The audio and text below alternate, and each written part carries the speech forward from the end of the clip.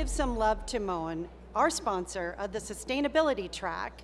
And let's watch a quick video from Moen right now. Water, the element with the power to shape our planet and create so much of its beauty. Moen has grown to become the #1 faucet brand in America, serving more than 1.5 trillion gallons of water per year in the US alone. That's why we don't consider ourselves a faucet company, but a global water experience company. Water designs our life. Who designs for water?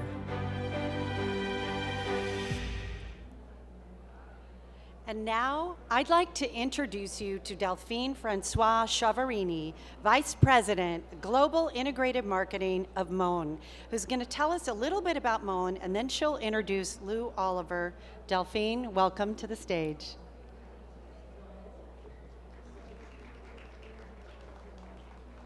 Thank you. Good afternoon, everybody. It's great to be here at KBIS 2024. Moen is thrilled to be a sponsor to the sustainability track of NEXTStage, as caring for our planet is core to who we are at Moen. I know I'm personally wanting to hear more about this different perspective on the benefits of low carbon design during this discussion today with Lew.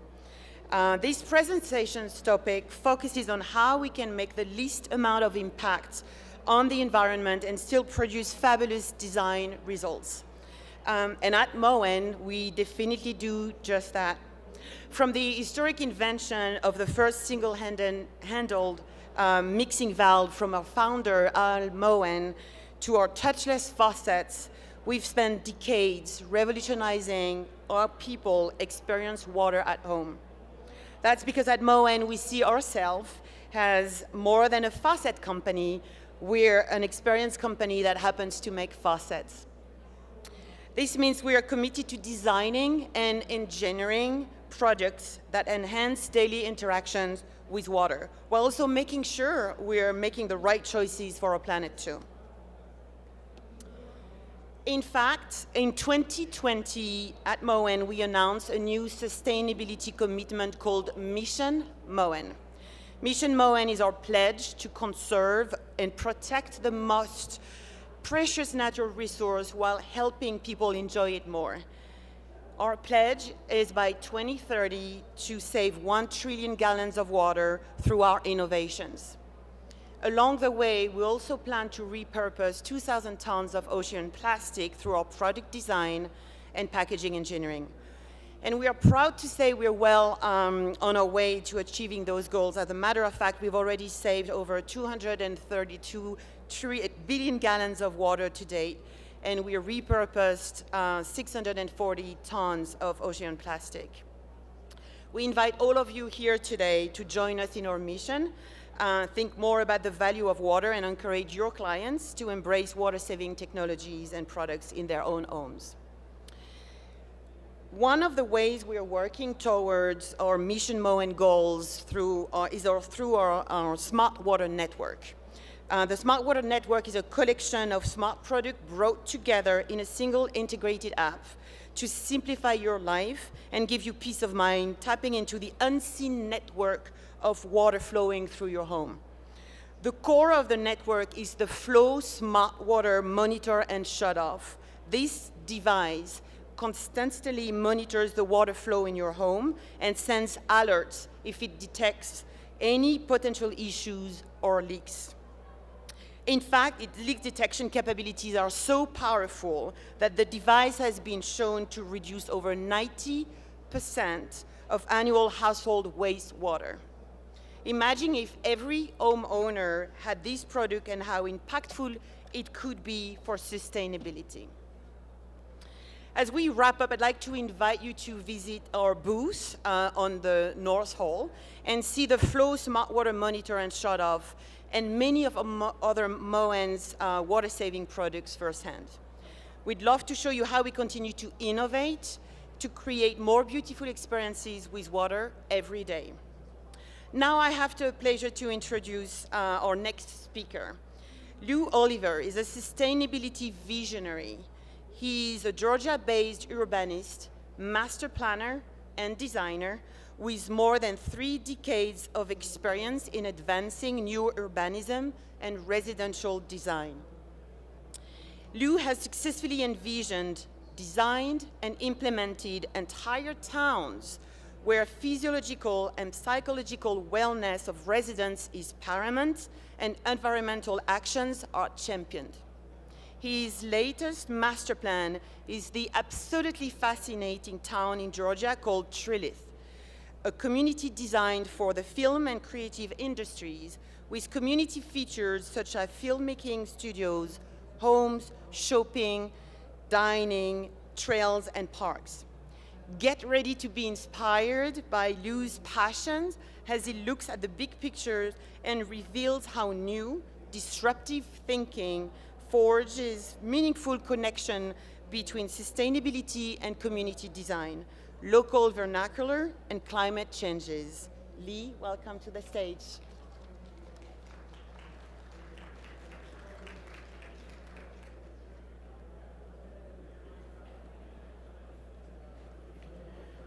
Well, thank you. I'll try to live up to the magnificent introduction, and thank you for my fan club down here. Liz Treadwell is down here from my team from Atlanta. So today's topic, and one of our topics, is what really is sustainability. A lot of people associate these kinds of images with sustainability, from green power to the upper left to responsible composting, planting, recycling, resource efficiency, all of these things. But these are only the tip of the iceberg for us. What we do is town planning. This involves community design that is for humans and for human happiness. Because if we think that if humans aren't happy and they don't have a community setting, that we're going to fall short on sustainability. So these are typical images of American-style development. The upper right image is a university, and this is a LEED certified building, and it's typically what people associate with images of sustainable construction. A lot of it can be very valid, but a lot of what is in buildings like this is high embodied carbon energy with all the steel and glass and concrete. So there's some things that are in conflict with sustainability there. And then to the left can be a Las Vegas suburb. And we can have LEED certified buildings in here, and we can have water-wise fixtures and whatnot. But when you look at this kind of development, you see that it creates an urban heat island effect. It's completely car dependent. It leads to a lack of health and a disconnection with the environment, although many of us live in these kinds of places, and I have lived in these kinds of places. But it's not a development pattern we choose to replicate. So what are some of the things we look to for sustainability? Long-lasting development. If you look at a European town, most of them were created 1,000 years ago. They're recycled over and over. They're walkable. They're actually beautiful places that people want to recycle over and over. They promote well-being on so many levels: physical, emotional, spiritual, and they embody smart planning. So we are originally architects, but we had a segue into town planning about 30 years ago. Since that time, we did master planning all over the world, particularly in Europe and South America. The past 10 years, we've really refocused on the United States, especially the Southeast. And so we had a big break 7 years ago when we were invited to master plan the town of Trilith, which is south of Atlanta, and it's now home to the largest movie production center in America, Trilith Studios. And so with the town, we wanted to do something exceptional. The development team expressed a desire for green energy and doing something very film-worthy. And so we were commissioned to do a master plan on 264 acres. The town founder is passionate about trees, and we had quite a few forests, and we had a lot of ancient groves of trees, which drove the master planning.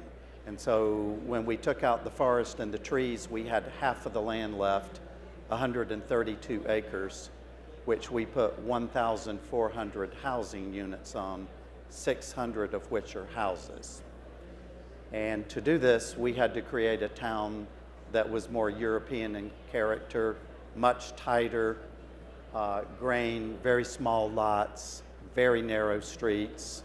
But this has a very large mixed-use town center as well. And it was very, very hard. On top of that, we did not want to do a typical suburb. We wanted to really encourage people to get out of their car and to walk to the town center. And so half of our streets are something called green streets, which are non-motor vehicle streets. Essentially, they're pedestrian ways and parks that our houses front on, and that's how people walk into the town center. So this enabled us to do tremendous densities and create a very pastoral town at the same time. The other thing we did is we wanted Trilith to be powered on green energy. So all of our townhouses and our houses, which total 700 units, are on, it's half built, and so half of it's already powered on geothermal power, which turns out to be very cheap and very low maintenance. Our average utility bills for a resident at Trilith are $50 a month. There are no air conditioners, no condensers whatsoever, so the environment stays very pristine and quiet. The real estate community in Atlanta fought us tooth and nail on these concepts and said, you won't sell one house on a green street. We can't even show the property, and nobody knows what this green energy nonsense is in Atlanta. And we found out that they were wrong, because Trilith is now commanding 300% premiums, apples to apples, over any of our competition. So we can generally sell a 1,000 square foot house at Trilith for $625,000, $650,000 with absolutely no garage. So there's a magic that you can create with places like this. We do other projects that are out of Metro Atlanta that tend to be more resort destination, or country hamlets in parts of the state that people want to settle and create a lifestyle for themselves that is very different. So this is a project we have in North Georgia, in a mountain area, which we have preserved about 80% of the countryside, and then intensely developed the remaining percent. This project also is on geothermal power, and we are doing, this project has 85 acres and 123 units. We're at the base of the Appalachian Trail, an area that people want to preserve, and they do not want Metro Atlanta sprawl draped across this area. So this is one we're undertaking ourselves, and I'm keeping my fingers crossed that we will get premiums on this as well. This is a photo of the town of Trilith, and one thing that we think is really important in sustainability is, and it has nothing to do with building technology, performance, or green energy, but everything to do with accommodating all spectrums of society that we can. We have a huge variety of family makeups. We have single people, couples with children, grandparents and even extended nuclear families and chosen families living at Trilith. So our housing product types range from micro homes to townhouses to estates and family compounds. And what we have found is there's a huge audience for this, and we have a large variety of people. Culturally, we're very appealing to a large cross-section of society.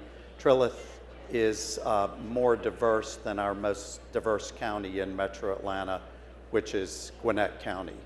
And we are in an area of Atlanta that 10 years ago would have been thought of as the wrong side of Atlanta and maybe a little bit old white flight kind of pattern. So we have dispelled that notion entirely, and we have a huge variety of people living here.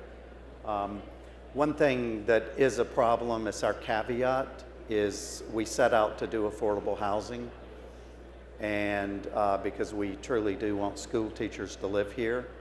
We've failed in that respect in many ways, because when you deliver a 1,000 square foot house in a place like Trilith, the market lifts it to 3 times what it really should sell for.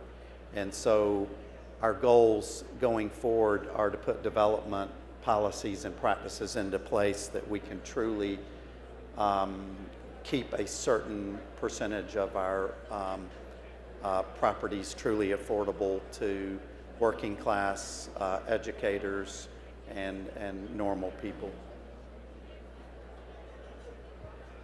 We have other communities. The one on the far right is Hartness in Greenville.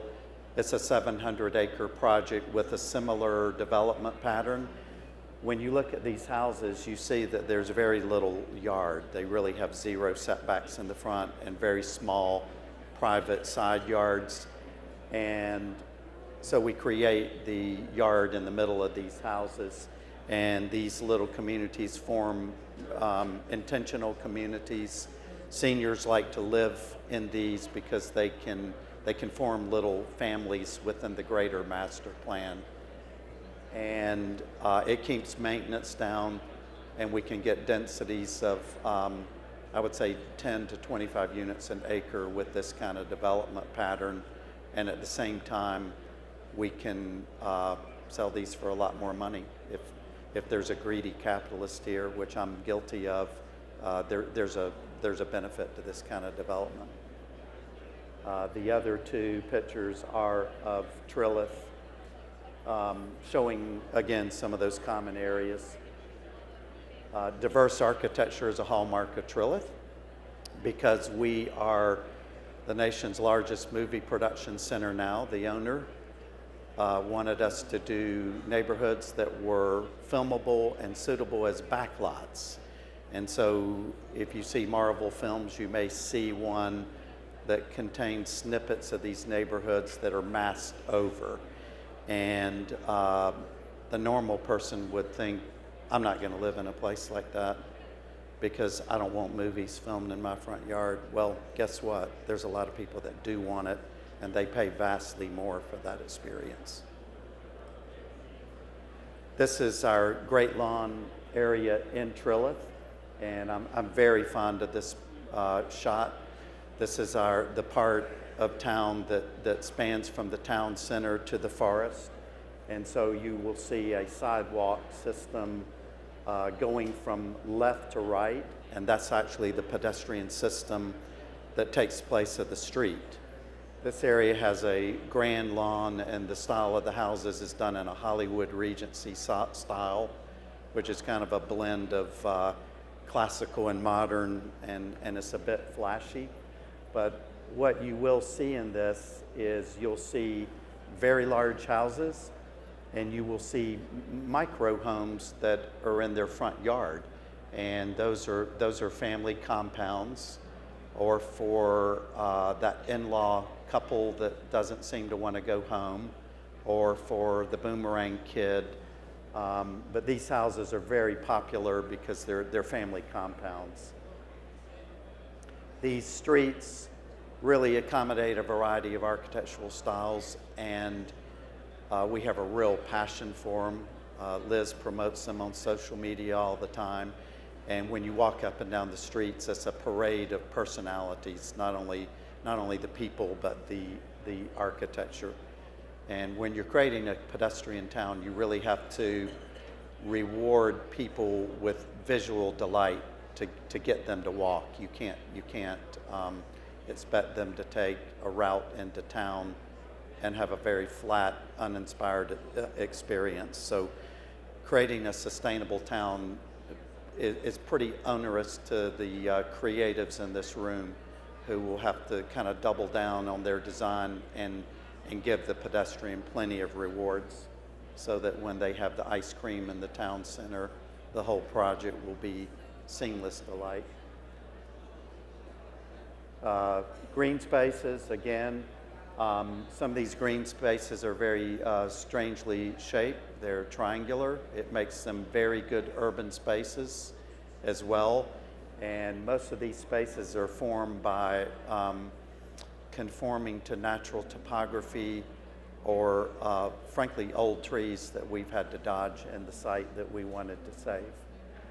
The geothermal infrastructure is under everything that doesn't have a roof on it, though theoretically you could put it under the buildings with the roofs as well.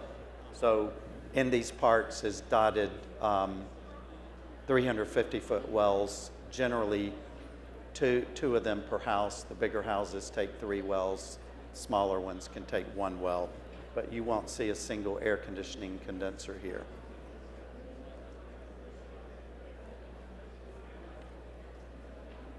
To the right is Liz Treadwell modeling the space in the Great Lawn. And you'll see the large houses to the left of Liz here walking along that pathway. And then one of the micro homes is the little Hollywood Regency building to the right with the red door, red lipstick door. And that building's 850 square feet. And people fall in love with this kind of thing. The millionaire class buys it because they just think it's wonderful, and they don't even know what they'll do with it, but there's usually a reason for that. To the left are some of our townhouses. You won't see concrete sidewalks here. We wanted porous materials that wouldn't contribute to as much runoff or urban heat island effect.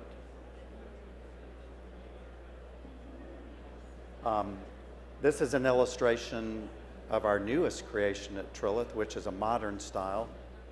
And this is called Aurora, and this one will be on geothermal power, and we're adding solar panel infrastructure for this too, so that our purchasers can add this service and have something nearly off the grid.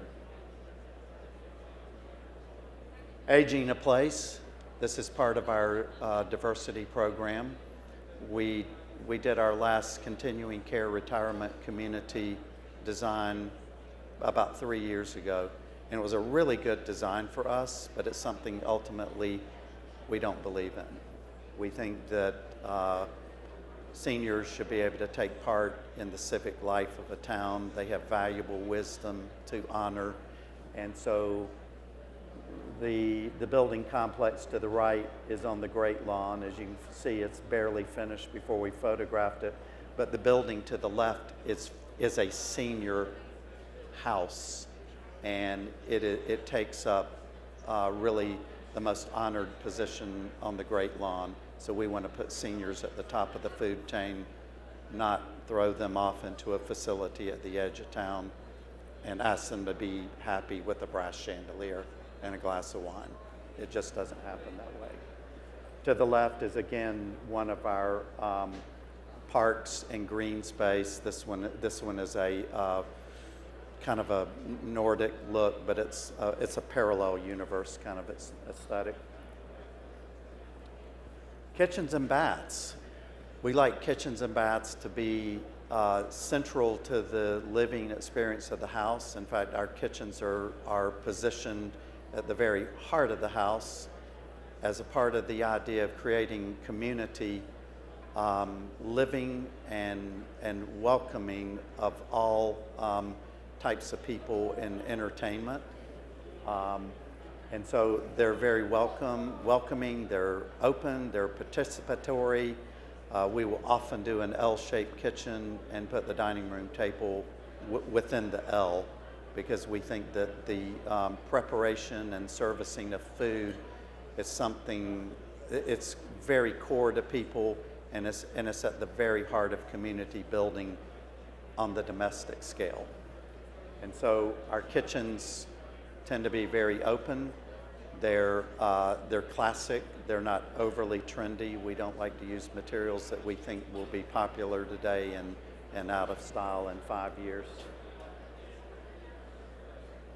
Well, there is a little bit of trendiness to this bathroom, but we do have to sell the houses. So we do want bathrooms to be nice little reclusive spaces, and there's a place for this. We think that there's a lot of kitchen and bath designers here, and there's a lot of builders here, and for us, we have our training just in architecture. The town planning was really a segue that we took a few years back, and what we do is we try to put our best design ideas forward in truly not only individual houses and making them perform well, but on a community level. We like to promote that the most sustainable towns are also the most beautiful, and it forms a type of community that developers really take note of. And this is an example of our open kitchens and our open dining rooms. The public really embraces this, all types of society for us too. The scullery, we think, is back with the open kitchen. We do a lot of these sculleries, which is a fancy English word for a back-of-house work area, usually paired up with a pantry. So you can do, some people call them dirty kitchens, but they're very classic and very useful. And with this open approach, for smaller houses, you can really amplify your clean spaces with minimal trim and put a lot of punch and personality in eclectic furnishings. These houses are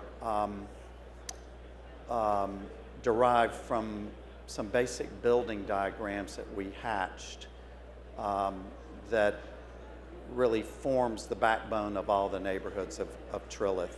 So Trilith is really made of probably 15 core plan types.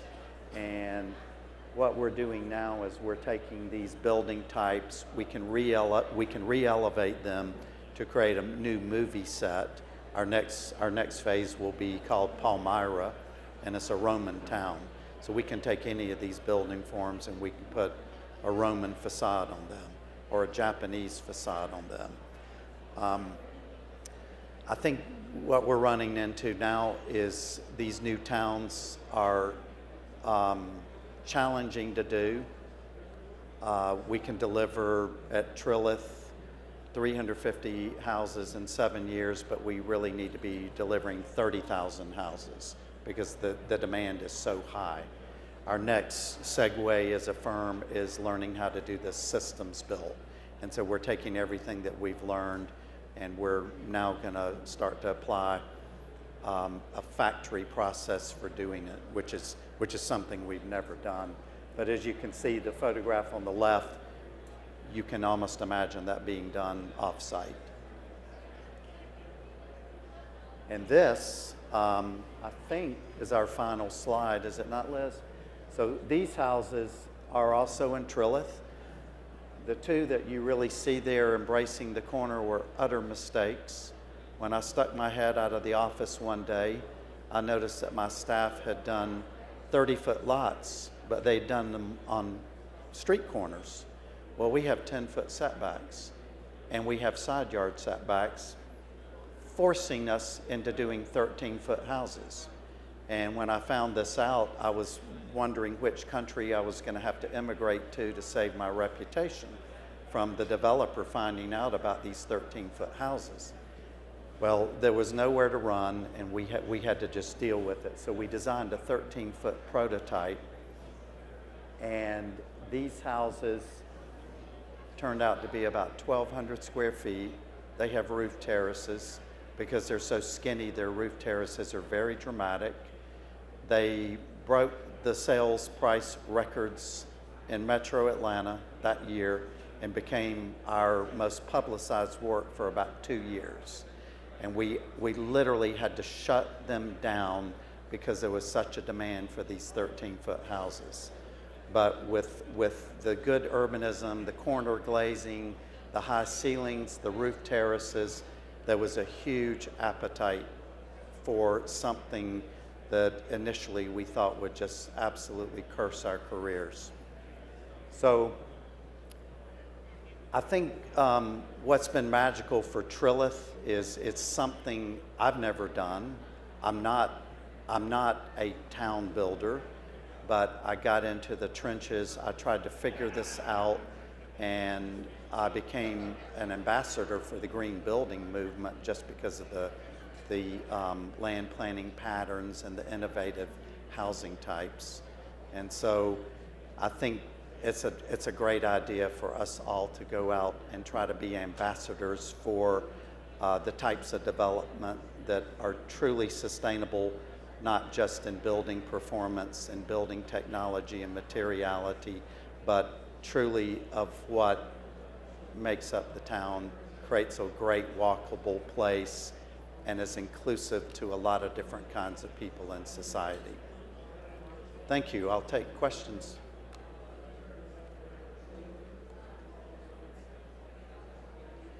Yes, sir?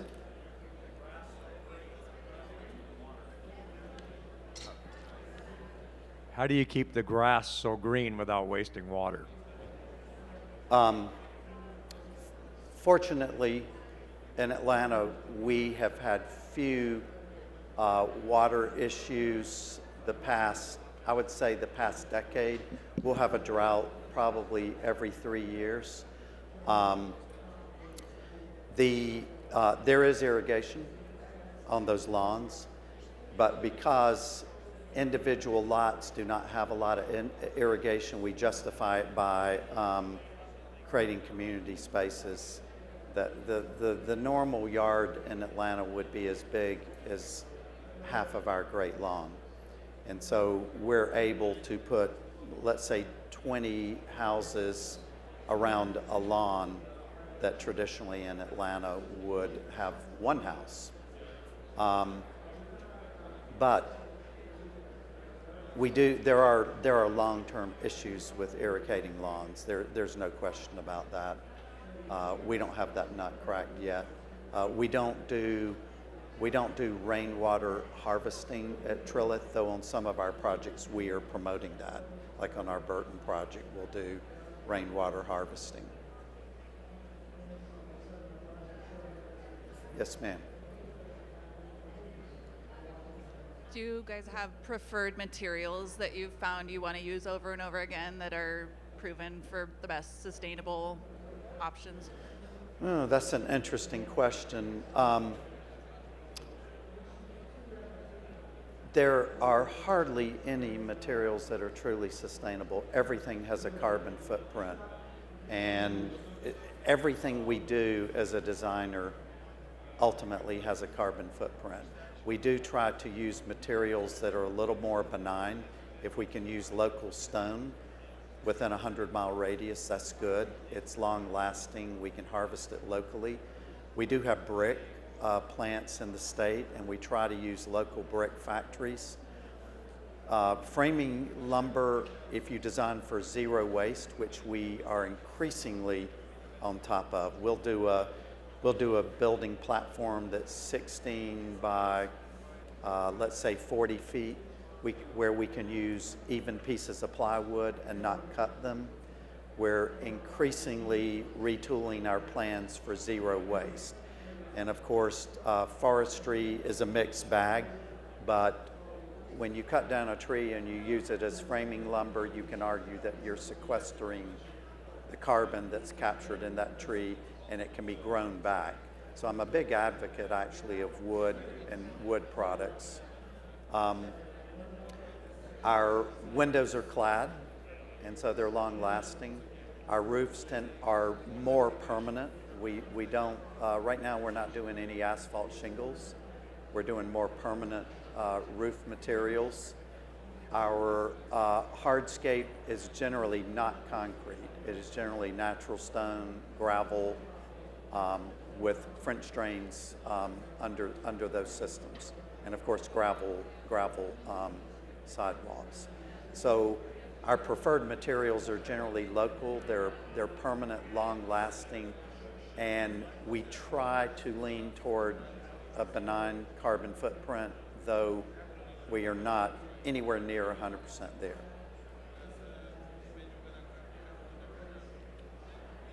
I don't know which one was first, but you're okay. Go ahead, sir.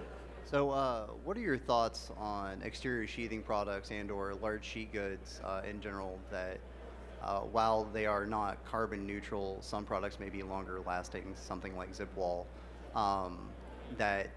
would that, in your opinion, be a more sustainable object because it lasts longer versus something that may be a little bit more ethically or easily sourced? Well, I'm not self-promoting, but I'm promoting someone else. I always vote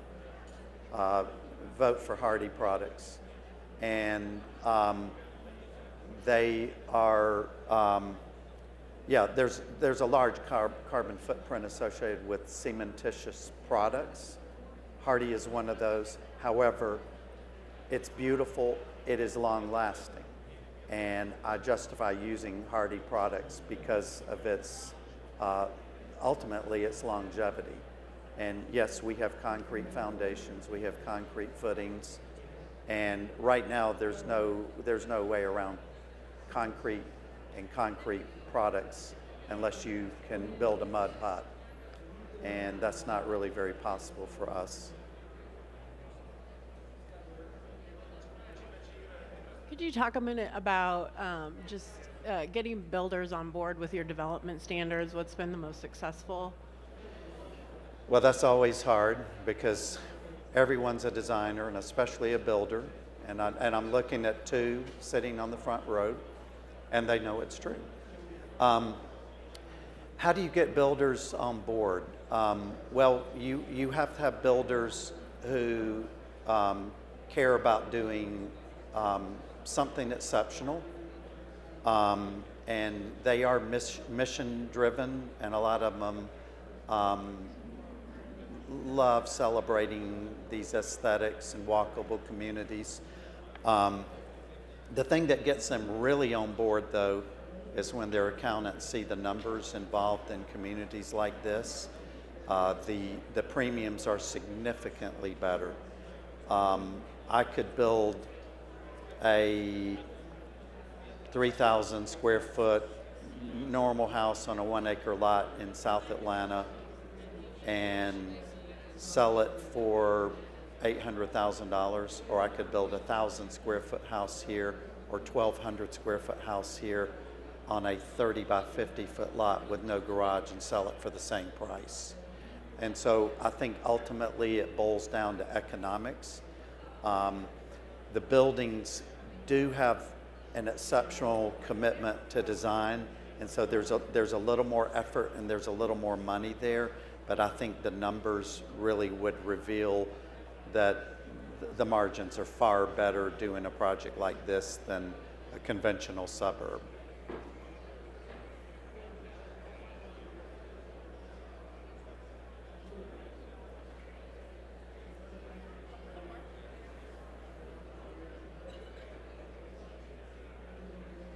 Is the community large enough to support a school, and is there any community garden available?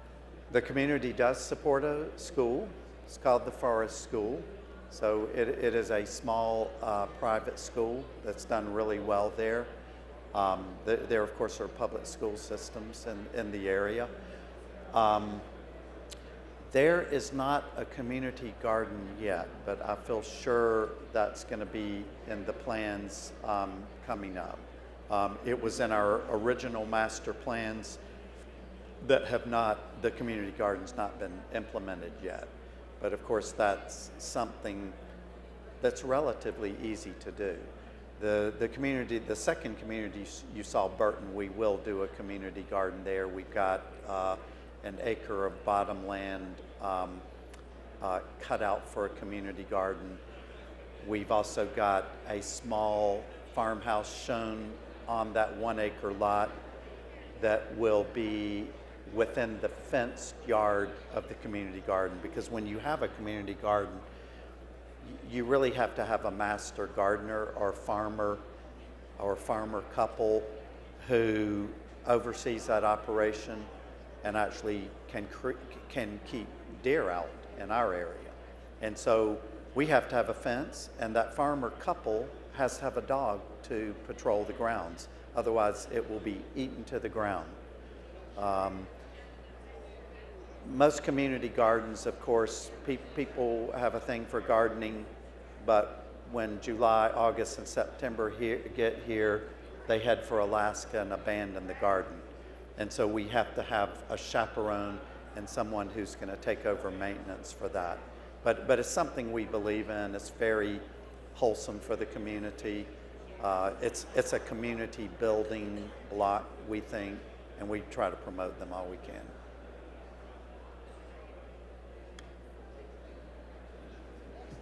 Thank you all.